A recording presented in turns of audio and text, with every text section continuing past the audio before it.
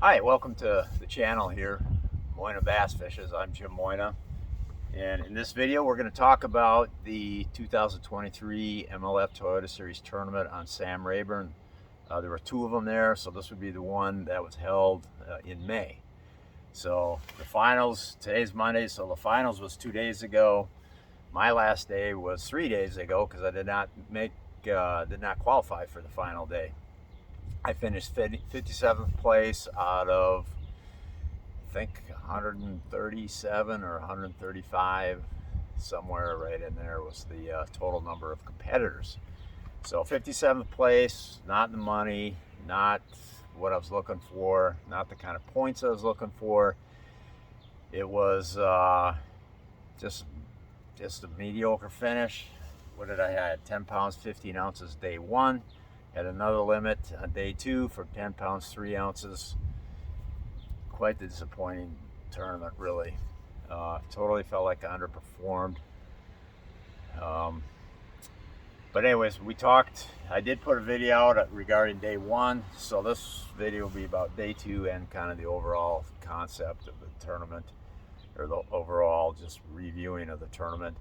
On day two, well, let's just start. On day one, I did a lot of. I hit two deeper spots, or off each spot I caught a good one in practice. In the tournament, I caught one, just a pound and 3/4. That was it, off of those two spots. So the rest of my fish the first day came out of hydrilla in anywhere from like 9 to 12 foot of water, I would say. That was kind of the main zone up in the Black Forest part of the lake. In practice, I only saw one really nice quality fish out of the hydrilla in practice. That was it. Otherwise, it was all just the typical stuff that I was catching there on day one. Just a lot of undersized fish, non-legal fish, and then then you catch a handful of 2+ pounders, and by 2+, I mean like 2 and a little bit of change, which is that's how I got to my 10 pounds, 15 ounces that first day. Is my fish, each one of my fish was 2 and a few ounce, 2, 2, 2, 4, that kind of thing. So, anyhow,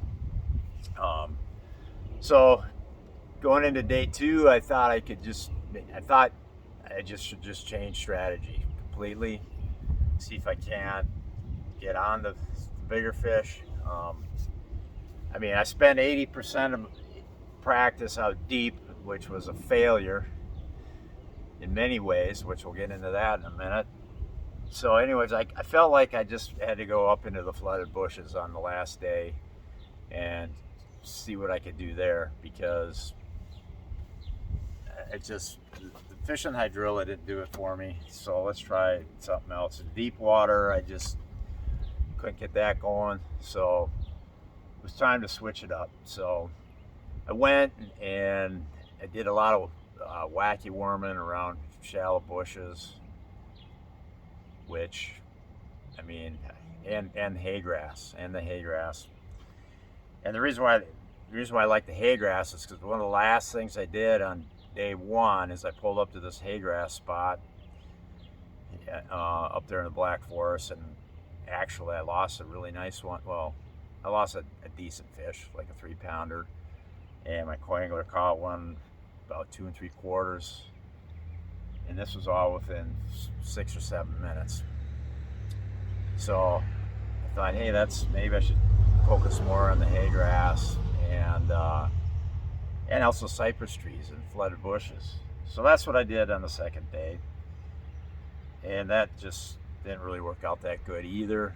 The low lights of the day, well, the highlight of the day is I picked the right hay grass spot to start on, because immediately we started catching fish, but they were just keepers. I think I had 4 keepers just within the first 15 minutes, probably, maybe 20 minutes at the most.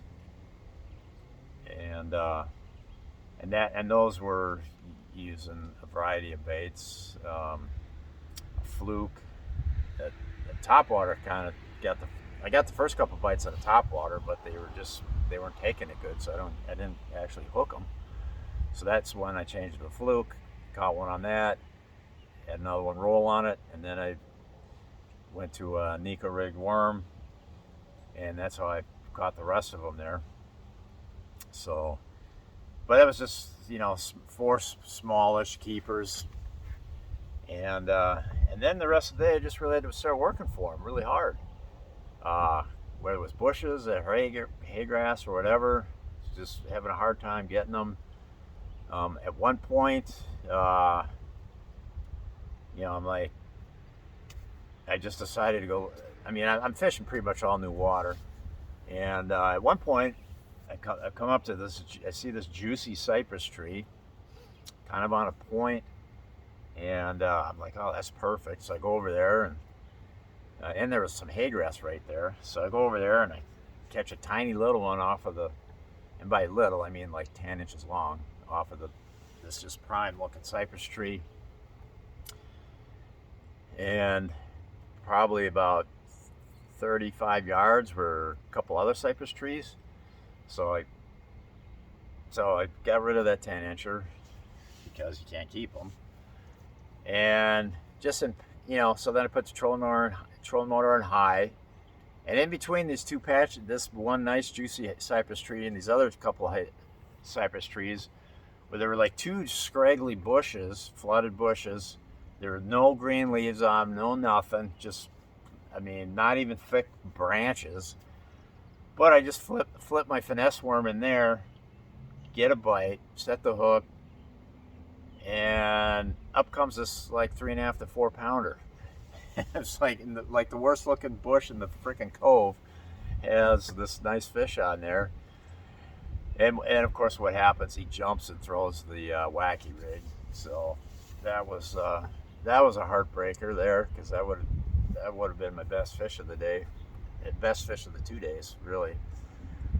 And then I get to them cypress trees, and I lose a nice keeper there. It wasn't a 4 pounder, but I didn't get a great look at it, but it certainly looked like it would have called up for sure, like at least a half a pound, if not a pound, over what I had.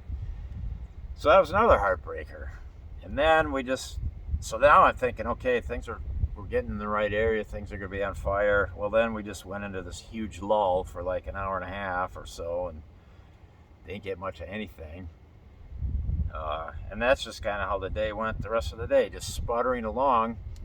And then there did come a nice little highlight where, well, it would be a low light.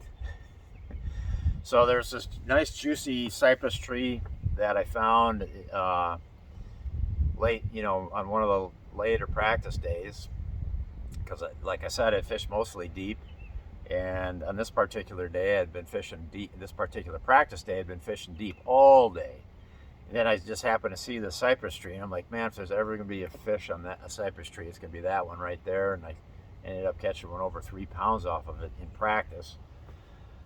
So I come up to this cypress tree, and now here on day 2 of the tournament, and I take my little Nico rig, fired under there, you know, because it's got all these overhanging limbs, and it's a nice shady area under there because it is sunny out. Skip the worm under there, feel the bite, set the hook, start reeling, and immediately I see it's like a 7, 8, 9 inch fish. Reeling it to the boat, and then I see 2 giant shadows chasing it out, and they weren't giant, but these were 2 3-pound fish followed this little one out, hooked. So that was kind of disappointing. And like, dang it, why, you know, how did this happen? Where I'm getting this little tiny one, and meanwhile I got these 2 super nice ones. You know, why didn't I get one of those? So anyways, I unhook the little one, and I throw back in there again. Get a bite, set the hook, and I'm like, dang it, it's another little. I thought, you know, this time I'm thinking, well, there are good ones in there, or at least there was. Set the hook, and dang it, here comes another little one. And so I'm reeling this one in, and now, of course, I'm trained to look behind it after what happened the previous cast. And once you know it, there's like a monster following it out. just I mean, not by a monster. I'm not saying it was 10 pounds, but what I am saying is minimum 5 pounds. It could have been a 7-pounder. It was like a really big one. Biggest thing I'd seen the whole time I'd been there. And it's like, dang it, why? How did this happen? Again, I got the little tiny one, and then the one I really need is right there. And of course, when these fish peel off, the fish I've hooked, they peel off and just kind of ease their way out into deeper waters was the direction they were headed. So anyways, there ain't much time left in the day at this point. So now I'm like, well, I better just look for juicy cypress trees at this point. And I drove around, found a tree, caught nothing off of that one, found another tree, caught nothing off of that one, then found another tree, and by the way, by now I switched to a jig. Okay, a all-terrain swim jig that I'm skipping under there and then kind of fishing it like a regular jig. Skip it under there, let it fall, pump it off, bounce it off the bottom, and reel it in. So, and the reason why I switched to the jig is because I don't want to come up to another juicy cypress tree and have a little tiny baby fish grab my finesse Nico rig, and meanwhile the big ones are like, hey, what the hell? That we wanted that, but some little shithead bass has grabbed it before the monsters could get it. So I'm throwing a jig by this time, and so then this third cypress tree I come to, I catch my biggest fish of the day on this jig, which was I don't know, 2 3/4 to 3 pounds maybe, something like that. And we're running late now. It's getting late in the day, and I'm fishing a few more places, really quick. Nothing. And so now maybe a half hour's expired since I've hit that cypress tree where those quality fish swam out from under there. So now I'm like, yeah, now let's go over there. Maybe the fish have reset up in the heavy shade of that cypress, and go over there. And man, I was so anticipating a nice fish out of that cypress tree. Skipped the jig under there a bunch of times and nothing. Absolutely got nothing. So that was pretty much the end of my day. Had to be in at 2:45. Got in, weighed 10.3. Just not a good tournament. So 57th, and I ended up. What did I end up in the points then? I think I ended up like 47th in the points for that division, which you want to be in the top 25 to get the Toyota Championship. So finishing 47th was obviously short of my goal, sadly. It is what it is, I guess, at this point. That whole Southwest division was a failure this year. Last year was third in the points in that division. This year, 47th. Never cashed a check in any 3 of the tournaments. It was a total washout of finances. I got no return.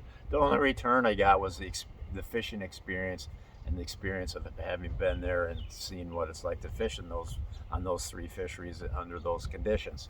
So fishing experience is always valuable. So I do have that to take away from it. And now let's just talk about. And I intentionally waited to come out with this recap of the tournament because I wanted to read what the top angler said in the press releases, in the reports of the tournament, and I even watched the entire weigh-in. They archived the weigh-in, so I watched that in its entirety. I didn't watch the weigh-in live; I watched it archived. Which weigh-ins are? I've seen so many weigh-ins; they're kind of boring for me.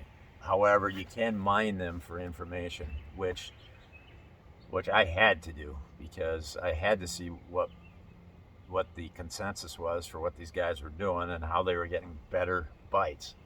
Now, in some cases, it's just a matter of the guy with some of these guys in the top 25, because that's what fishes on the last day. Some of these guys in the top 25, they just happen to get the lucky big bite.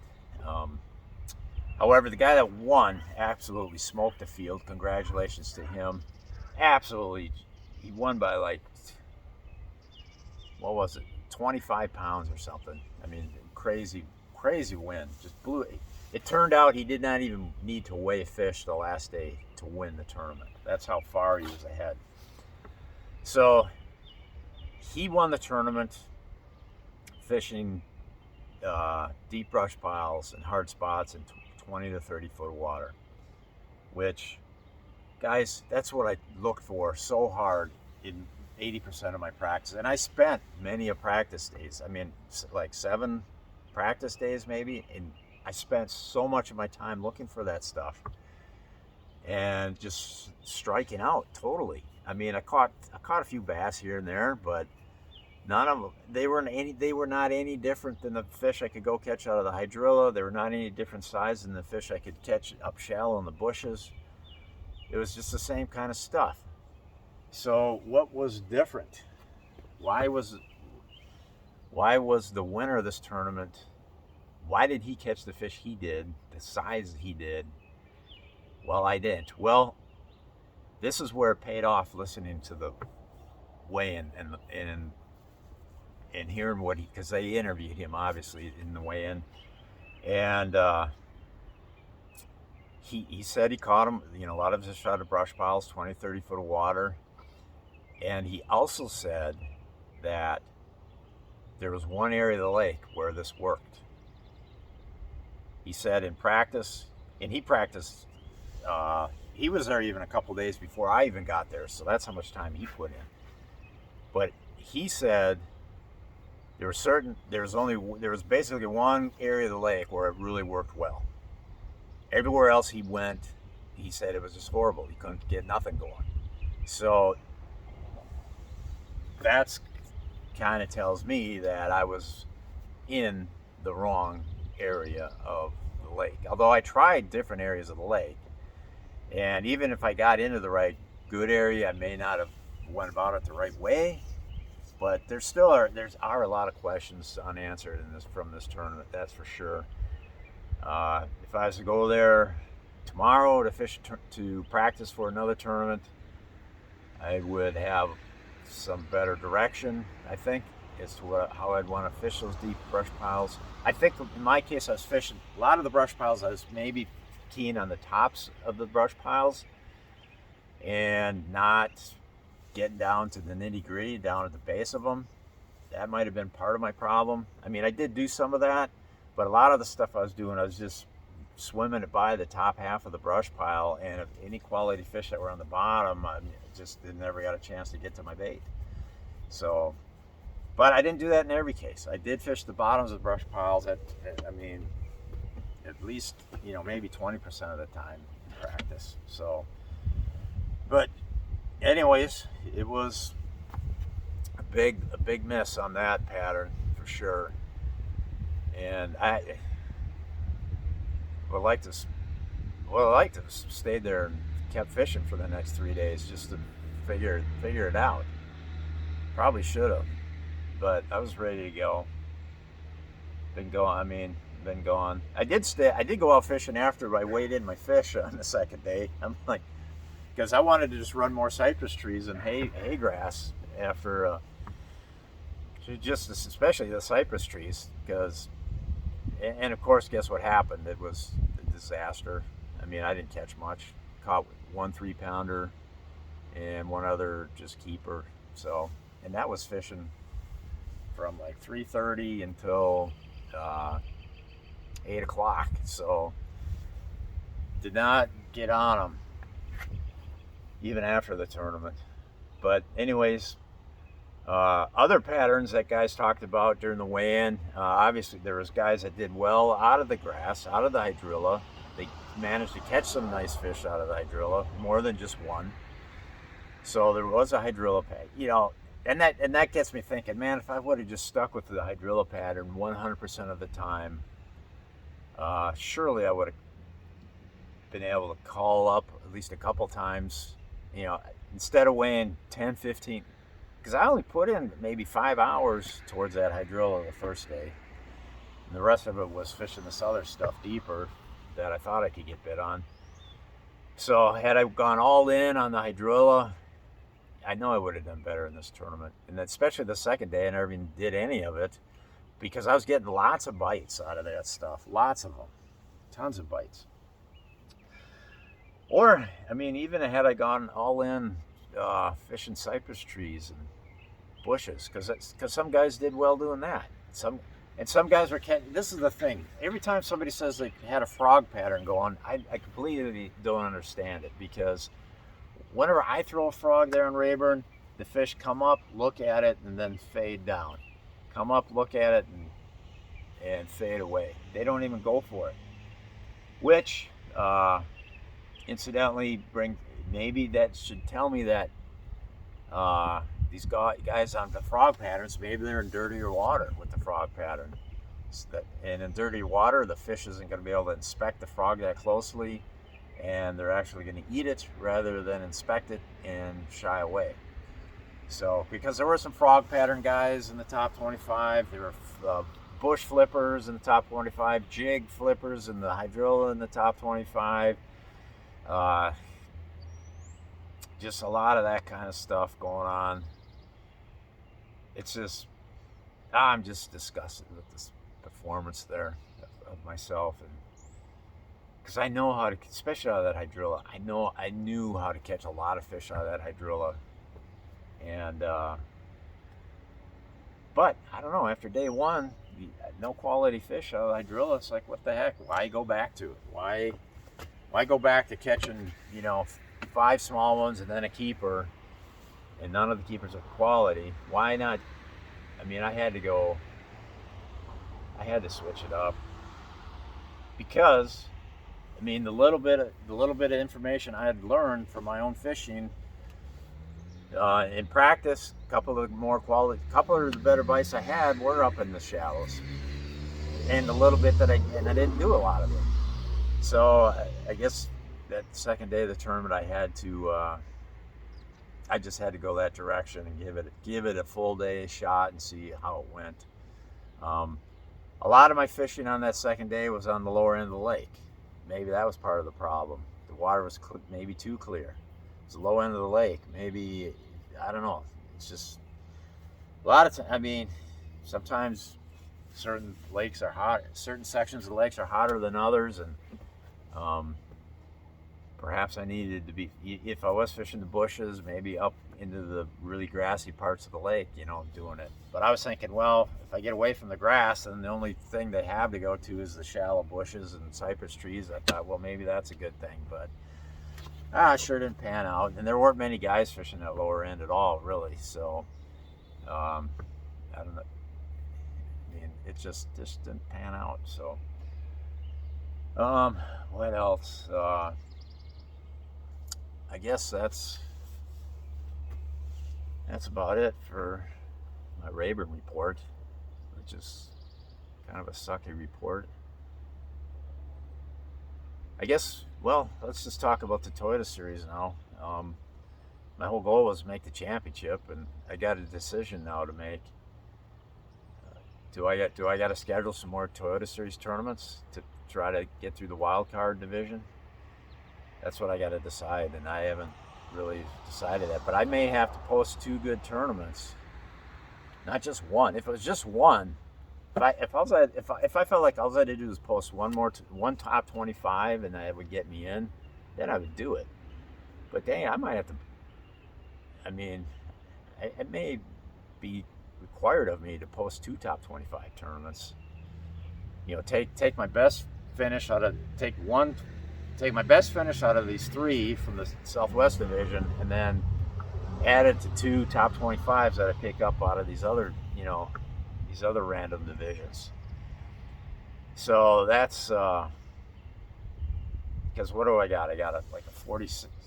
I got a 57th and like a 60 and like a 90 or an 80 or something. So, God, this is.